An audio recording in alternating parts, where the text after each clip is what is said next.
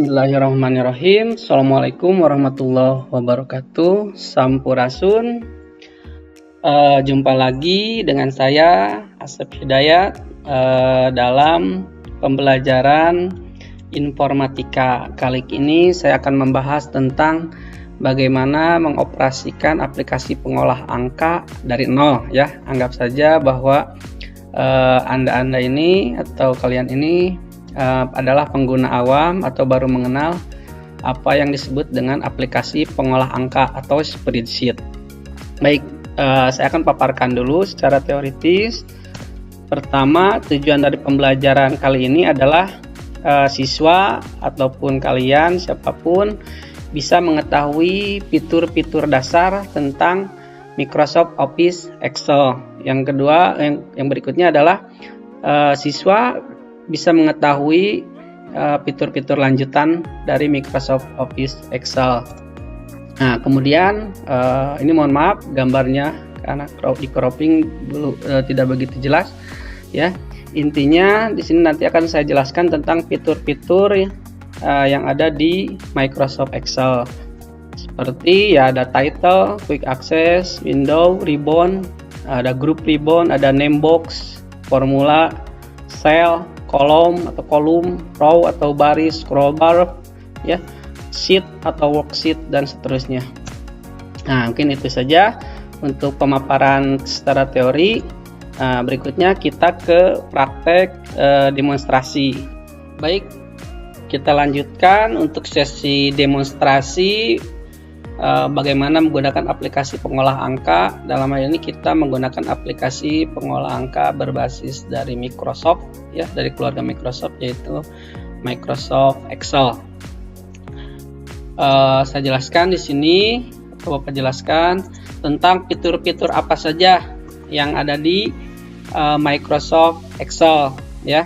Pertama, ketika kita membuka aplikasi ini ya, artinya ini adalah aplikasi atau dokumen ini dalam keadaan standar, belum ada yang dirubah atau belum ada yang dilakukan pemformatan atau memformat apapun.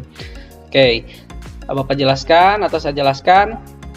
Pertama dari sini, berikut ini adalah namanya title atau judul ya. Ini di sini secara default atau standar itu akan diberi nama book 1 ya atau book 1 karena si file ini belum disimpan. Ini akan berbeda cerita ketika sudah dilakukan proses penyimpanan atau save ya. Nah, ini otomatis akan berubah menjadi nama dokumen. Nama dokumennya apa? Misalkan data nilai seperti itu.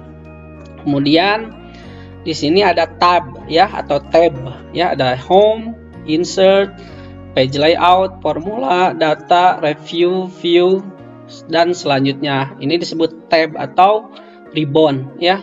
Nah, di sini misalkan di ribbon home ini terdapat beberapa grup ribbon ya. Sini ada font tentang huruf gitu ya, alignment tentang pemformatan, kemudian ada juga number ya.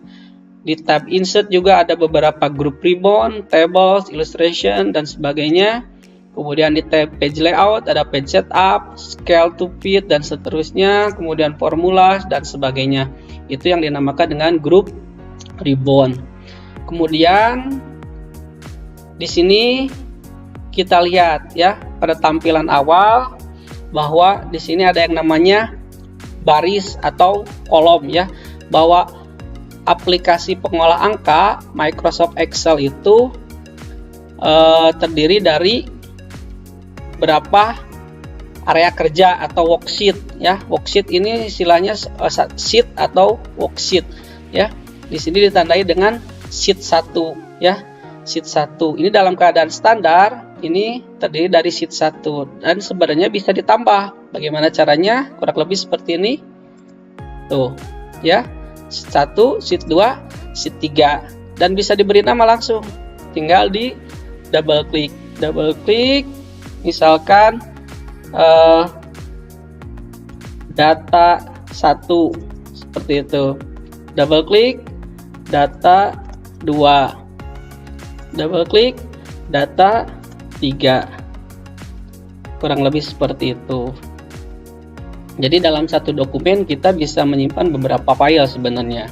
Kemudian tentu kalian mengenal apa yang namanya baris atau kolom ya. Di sini Microsoft Excel itu terdiri dari baris dan kolom ya. Nah, kita bedakan. Tentu saja yang apa itu ciri dari kolom. Nah, kolom itu ditandai dengan abjad ya. Abjad. Jadi ada kolom A, kolom B, kolom C dan seterusnya. Nah, tentu di sini kalian akan menyangka bahwa oh sampai kolom Z. Tidak ya. Di sini bisa terlihat bahwa kolom terakhir itu tuh. Di sini kolom Z. Setelah Z akan berulang ke AA, AB, AC dan seterusnya.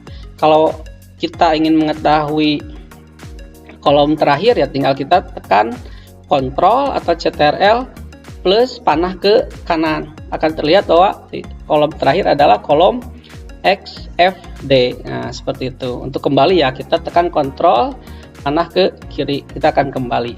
Oke, lanjutkan ya. Kemudian baris. Baris itu ditandai dengan angka 1, 2, 3 dan seterusnya. Ada berapa baris?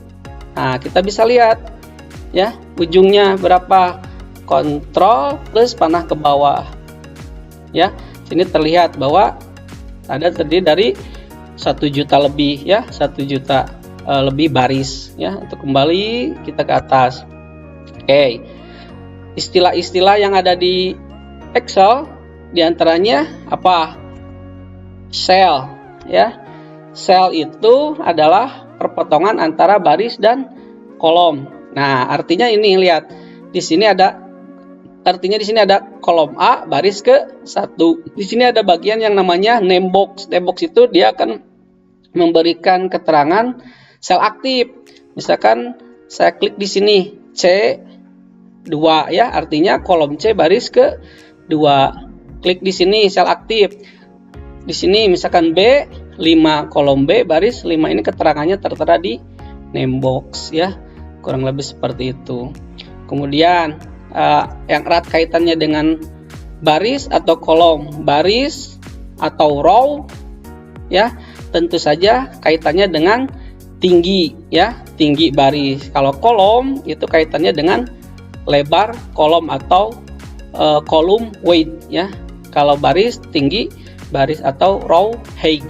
Dalam keadaan standar seperti ini kita bisa ketahui bahwa misalkan ini tinggi barisnya berapa, bisa ketahui di sini. Di ribbon home, di tab home, kita ke row height. Row height-nya berapa? Di sini tertera 14,4. Ini belum dirubah. Jadi dalam keadaan standar artinya dia ada di ukuran 14,4. Kemudian lebar kolomnya berapa? Format kolom weight, lebar kolom. Nah, dalam keadaan standar dia ada di ukuran 8,11 dalam keadaan standar. Artinya kita langsung aja ya, misalnya kalau lebar kolom ini ingin dirubah, nah tinggal dirubah aja. Misalkan jadi 12, otomatis kolom B ini akan berubah lebarnya. Oke, tuh ya, dia bergeser. Itu cara pertama ya, cara pertama merubah ukuran kolom atau tinggi barisnya. Untuk sel B1 kita rubah row height, tinggi barisnya dalam keadaan standar tadi kan 14,4. Misalkan kita ingin rubah jadi 20. Oke. Seperti itu ya, sekaligus aja. Atau dengan cara lain. Misalkan saya balikan ini ke keadaan standar dengan menggeser baris atau batas baris. Di sini akan muncul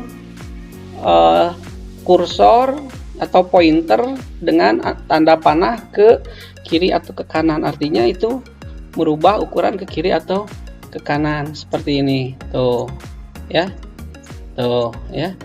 itu cara merubah ukuran kolom. Sama dengan baris juga, misalkan di sini arahkan ke batas barisnya, geser, dia ada vertical resize, jadi merubah ukuran secara vertikal. Kalau ini namanya horizontal resize, merubah ukuran secara horizontal atau ke kiri ke kanan.